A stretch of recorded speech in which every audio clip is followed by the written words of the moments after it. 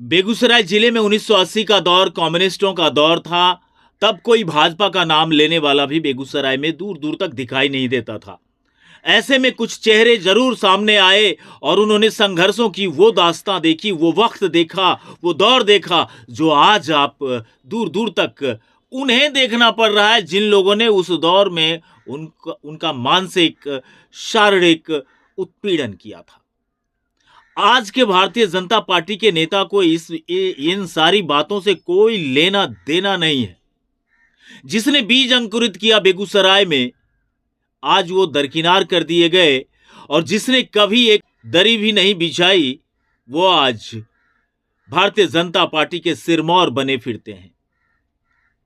मेरा सवाल भारतीय जनता पार्टी के उन राष्ट्रीय तमाम नेताओं से भी है कि आखिर जब आप सांगठनिक चुनाव कराते हैं, लोकतंत्रीय ढंग से, लोकतंत्रीय प्रणाली से आप अपनी पार्टी को लेकर के चलते हैं, काफी पारदर्शिता भी रखते हैं, तो फिर इन सारे महत्वपूर्ण बिंदुओं को आप कैसे छोड़ सकते हैं?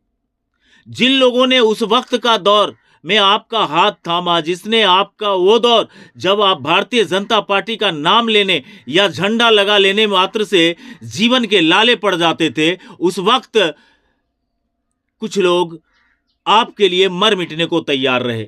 जब आपके पास जनाधार के नाम पर 0% जनाधार बेगूसराय जिले ही नहीं पूरे बिहार प्रदेश में हुआ करता था, तब 1985 के दशक में बछवाड़ा से चुनाव लड़ने वाले बेगूसराय के प्रथम जिला अध्यक्ष अमरेश सांडिल्य, जिन्हें 1985 में बछवाड़ा से भी चुनाव लड़ाया गया था, और 1990 में तेघड़ा विधानसभा जो अभी है उस वक्त बरौनी हुआ करता था, वहां से भी चुनाव लड़ाए गए थे।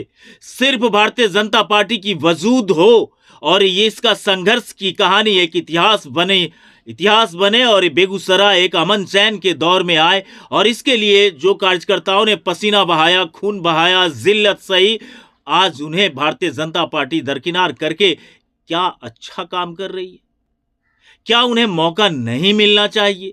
जिन लोगों को आपने 20-20 साल का वक्त दिया, 4-4 बार टिकटें दी, विधायक बनाया, मंत्री बनाया, अब वो मुख्यमंत्री के दौड़ में है नहीं, मुख्यमंत्री बनाए नहीं जा सकते। तो ऐसे में इस तरीके के जो भी लोग आज टिकट के दौड़ में खुद को खड़ा कर रहे हैं, उन लोगों को पार्टी को चाहिए कि इन्हें संगठन की मजबूती के लिए अब सेवा लिया जाए।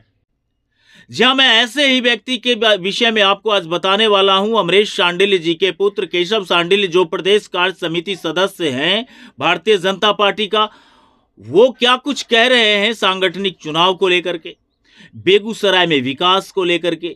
बेगूसराय में 1951 से लेकर के आप सोच लीजिए कि आज तक कोई ऐसा शैक्षणिक संस्थान नहीं आया। लोग इंजीनियरिंग और मेडिकल दुनिया जहान कॉलेज गिनाएंगे, पॉलिटेक्निक कॉलेज गिनाएंगे, ITI कॉलेज गिनाएंगे, लेकिन 1 से 10 तक का हाई स्कूल ना खुल सका, ना मिडिल स्कूल नया खोले जा सके, ना प्राथमिक विद्यालय खोली जा सकी, और ना ही कोई बड़े कॉलेज। और सबसे मतलब अमानवीय बात, महिलाओं के लिए, जिसके लिए 33% आरक्षण के राग अलापने वाली सरकार से भी मैं आज जानना चाहता हूं कि क्या एक विमेंस कॉलेज दे देने से जिले की तमाम महिलाओं को वो सुविधा मिल पाता है? क्या देश की आधी आबादी के साथ ये बेईमानी नहीं, ये ईमानदारी बरती जा रही है? आज इन्हीं तमाम चीजों पर हमारी चर्चा हो रही है, उनसे हम आपको दिखाने वाले हैं, और सबसे महत्वपूर्ण चीज आपको ये भी दिखाएंगे कि उन्होंने अपने को चुनाव लड़ने को लेकर के क्या कुछ कहा। दोस्तों, अब देखिए कि केशव सांडिल्य ने क्या कुछ कहा है। भारतीय जनता पार्टी पहले एक संभ्रांत वर्ग की पार्टी थी, बुद्धिजीवियों की पार्टी थी। समाज के कुछ खास वर्ग ही भाजपा के सिद्धांत को मानते थे या उसके साथ अपनी सहमति रखते थे और वोट करते थे। उसके बाद धीरे धीरे राष्ट्रवाद का भाव हिंदुस्तान में मतलब आगे बढ़ता गया, तो भाजपा का भी विकास होता गया। आडवाणी जी ने जब रथ यात्रा निकाला था तो भाजपा को 2 सीट से 150 सीट की पार्टी तक पहुंचाने का काम अटल आडवाणी जी ने किया, लेकिन फिर भी समाज के हर तबके तक हम नहीं पहुंच पाए थे।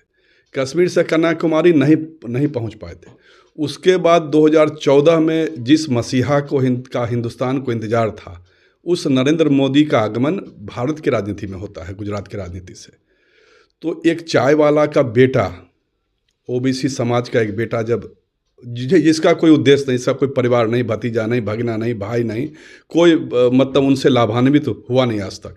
तो देश को ऐसे ही एक संत की आवश्यकता थी। जब वो संत जब आता है तो भाजपा को मतलब हिंदुस्तान के गली गली, चौराहे चौराहे, समाज के हर वर्ग में लेके जाता है। और आज भाजपा दुनिया की सबसे बड़ी लोकतांत्रिक पार्टी है।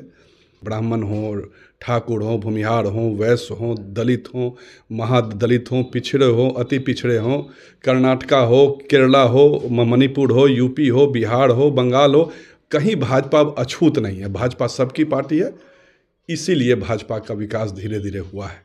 इसमें कुछ मतलब कमी महसूस हुई है CSR फंड में, लेकिन ये जो आपने औद्योगिक कैपिटल, आज के डेट में बिहार का औद्योगिक कैपिटल माना जाता है हमारे क्षेत्र को, बेगूसराय को, बरौनी इंडस्ट्री एरिया को, तो ये स्वरूप बीच में थोड़ा इसकी रफ्तार कम हो गई थी।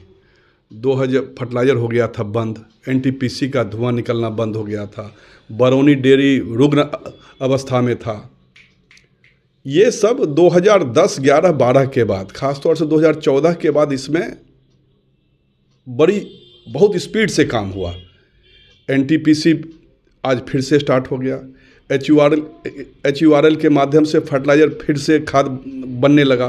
पेप्सी को भी आए 3-4 साल हो गया, 2022 में आया था, 25 है, 2022 में स्टार्ट हुआ था, हाँ, तो 3 साल हो गया। तो अब ही 4-5 साल से तो CSR तभी कंपनी देता है जब कंपनी को प्रॉफिट होता है। हम अगर 100 रुपया कमाएंगे तो उसमें से 10 रुपया सोशल रिस्पॉन्सिबिलिटी में खर्च करेंगे। तो बरौनी डेयरी उस स्थिति में पिछले 5-10 साल में नहीं रहा कि वो मतलब वो किसानों को दूध का पेमेंट कर दे।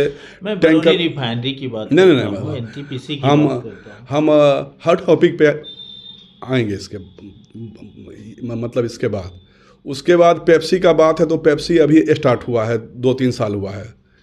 बीच में बिनटोली में आग लग गया था तो उसमें भी पेप्सी ने अपना कुछ कंट्रीब्यूशन किया था।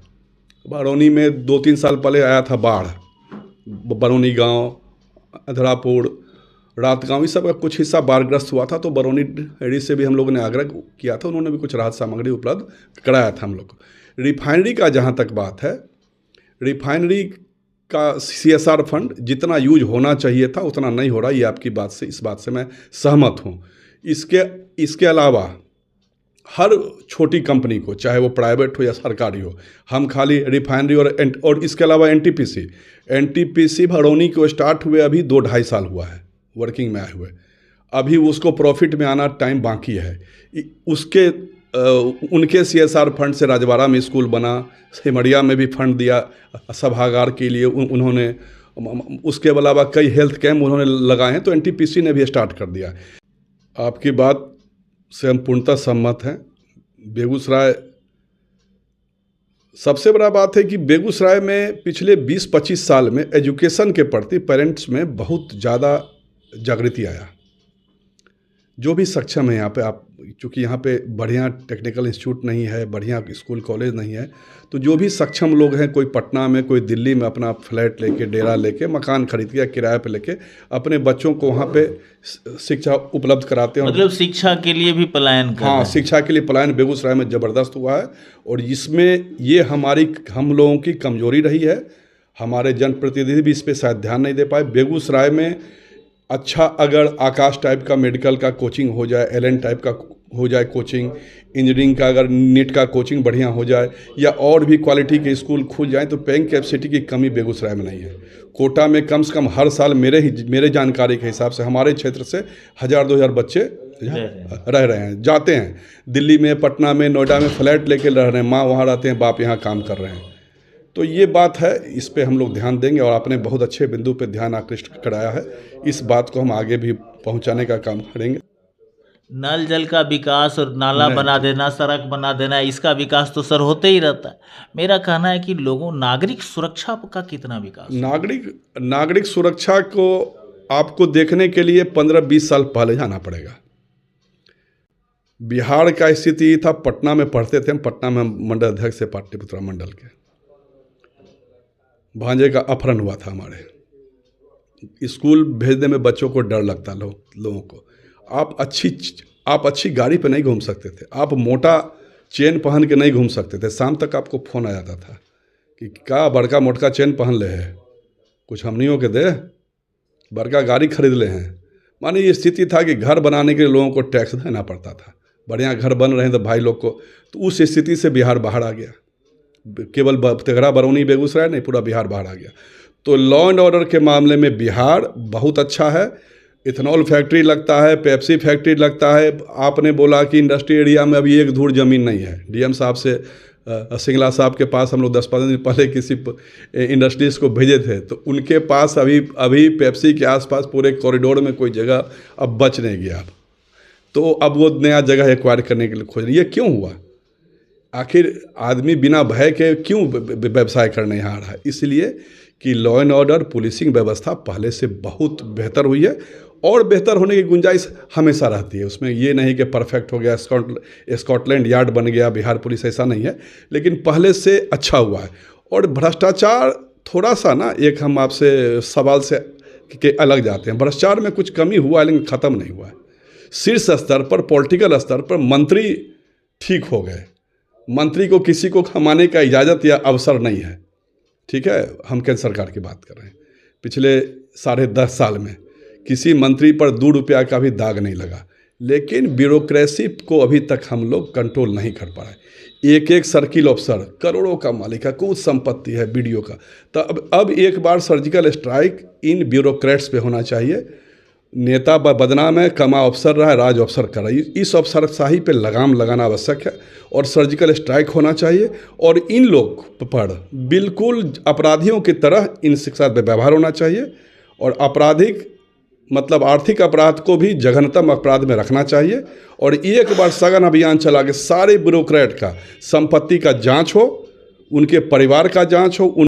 रामरतन बाबू ईमानदारी के हिसाब से मान सम्मान के हकदार हैं, लेकिन उनका कंट्रीब्यूशन, उनका योगदान पिछले 5 साल में तेघड़ा में सराहना योग तो बिल्कुल नहीं कहा जा सकता। भले आदमी हैं, अच्छे आदमी हैं, लेकिन तेघड़ा को एक मजबूत जनप्रतिनिधि चाहिए, फास्ट एक्टिव चाहिए, जो दौड़ सके, भाग सके, ऐसा जनप्रतिनिधि चाहिए। इसमें रामरतन बाबू कहीं न कहीं पीछे रह गए। 5 साल में तेघड़ा पीछे हुआ है।